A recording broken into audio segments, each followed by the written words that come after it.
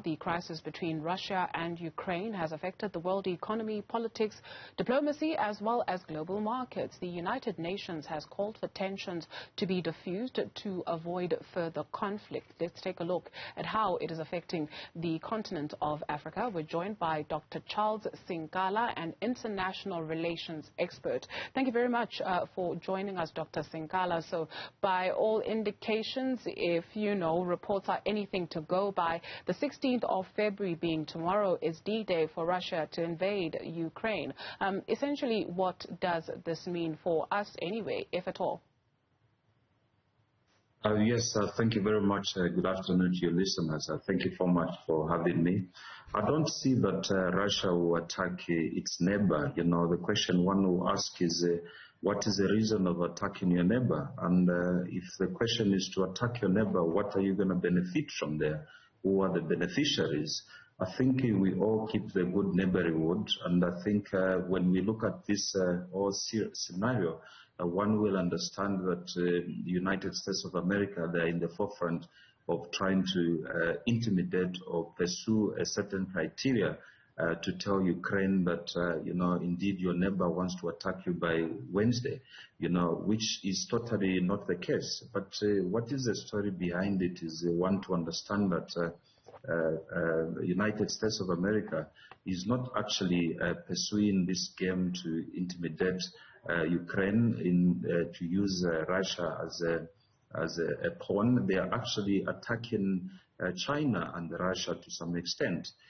We also are aware of the Cold Wars and as well as the trade wars between China and the United States of America.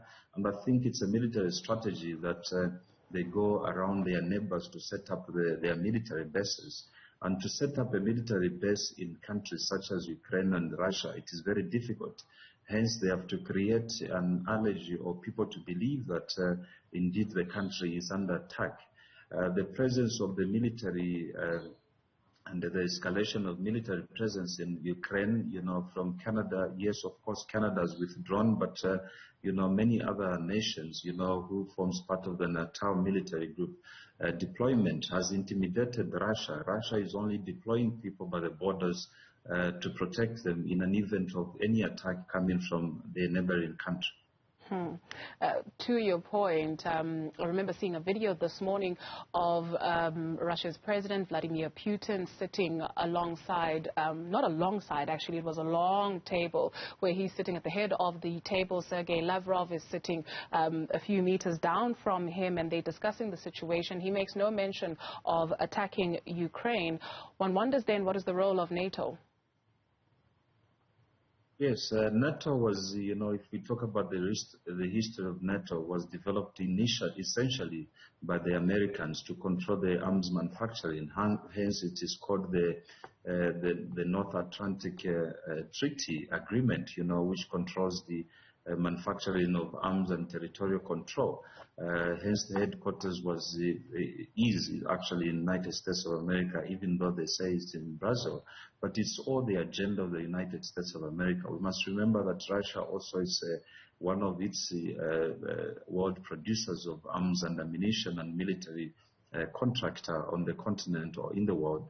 Hence, United States of America, they've been very vocal to influence that Ukraine must be part of the NATO treaty agreement. And not only that, if you look at the neighboring of Russia, we have Korea. Korea has got conflicts with the United States of America, and as well we have seen in other places like Kazakhstan the instability, and as well as on the south we have Belarus, where we've had some conflicts. So within those areas in the southern part of Russia, we see many conflicts which are coming there just to pursue the agenda or the conflict between the United States of America and China, who has become the world trading center, and as well now who will be next. We have Finland and as well as Norway, in the same region in terms of the geographical set. You asked earlier what the incentive would be for Russia to attack its neighbor. What then would the incentive be for Ukraine to then allow itself to be used as a pawn in this game by the United States, I beg your pardon, as you allege? Yes, look, we heard about the long conversation with President Biden and the President of Ukraine, where they send them intelligence report that Russia is going to attack, and why was that publicized? It's something that one does not understand. In fact, the President of Ukraine has asked on numerous times that give us the evidence that Russia is intending to attack us, as the people of Ukraine. Yeah, they have sent also 24 hours notice or ultimatum to Russia that why do you want to attack our country?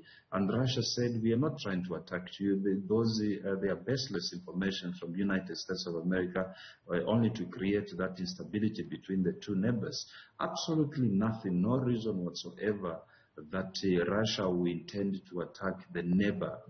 Russia is intimidated by the presence of the military involvement in Ukraine simply because, in terms of military, once you are attacked as a country, you need to retreat to neighboring countries. That's why you see South African said when there's instability in Lesotho or there's instability in Swatini or Zimbabwe or many other neighboring countries within the South African region, the South African government takes up a delegation to go and speak to those people to make sure that there's peace and security, because that's how it is in terms of neighboring. There's no way South Africa will have intention to attack Lesotho or Zimbabwe or any other neighboring countries. Yes, they do have intention to attack somebody very far or a country very far from South Africa.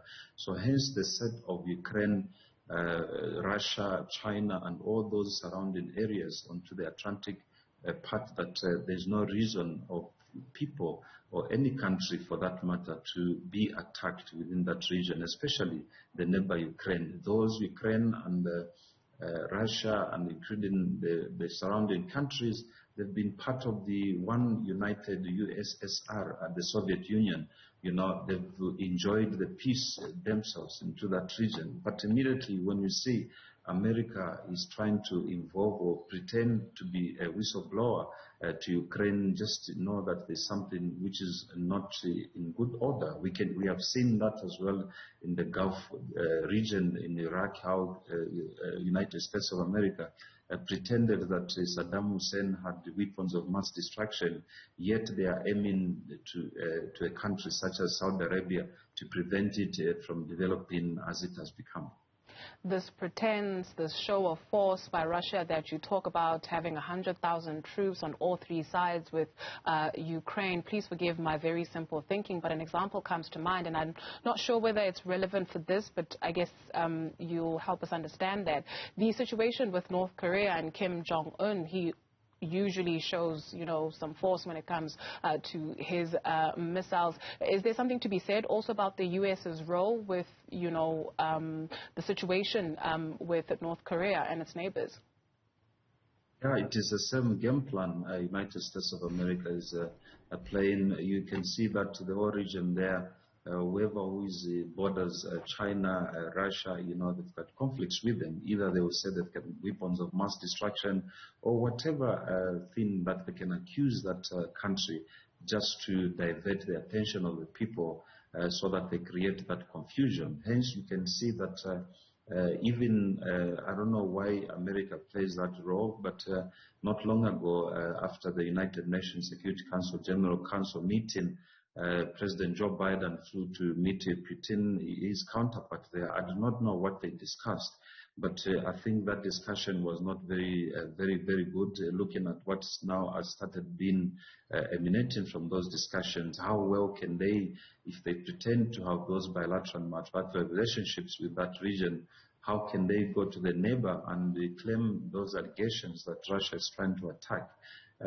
Yes, North Korea as well has been, not on a very good relationship with the United States of America, simply because of this geographical location from China. And China and the United States of America, they've got a very big fight in terms of trade and in terms of military fatigue and the military involvement, and as well as how China has positioned itself as the world's biggest trade partner with Africa. Thank you very much for your thoughts. Dr. Charles Sinkala is an international relations expert.